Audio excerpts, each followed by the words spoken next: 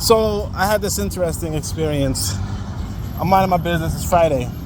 My son's teacher texts me. She says, we're having religious sessions on Fridays.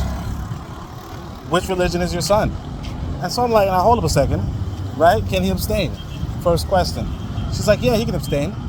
And I say, all right, what are the religious options?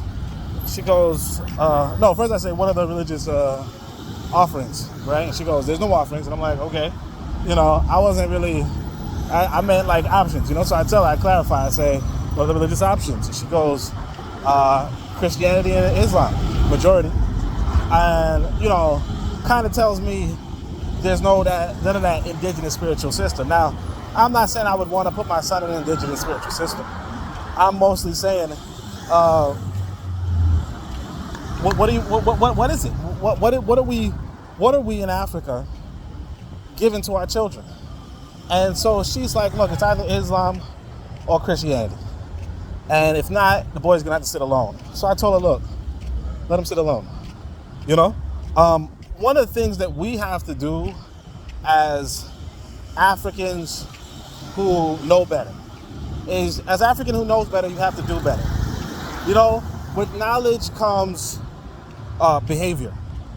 And so what I told them was, no, I'm not, I understand that this is a good opportunity for him to socialize. But what short-term gains can lead to long-term problems. And this is the kind of mindset that we have to approach our lifestyle with, right? That is, you have to look at the world as a long-term process. What's your 5-year plan? What's your 10-year plan? In 10 years, when he starts telling me, hey, according to the word of God, snakes can talk and men can walk across water, right? I've introduced that problem because I said, well, when he was 10, right, I wanted him to hang out with his friends, right?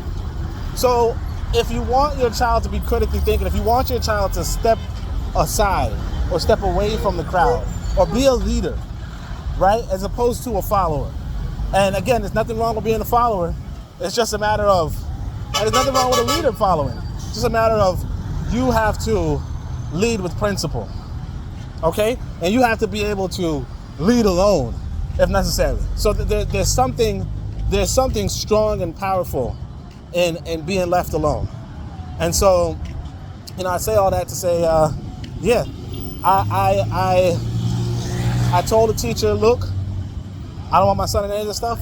She said that's fine. And then I gave her a little bit of money to, seal the deal. So that, in case she ever forgets, right? And that's what it is. That's how you're supposed to operate in life.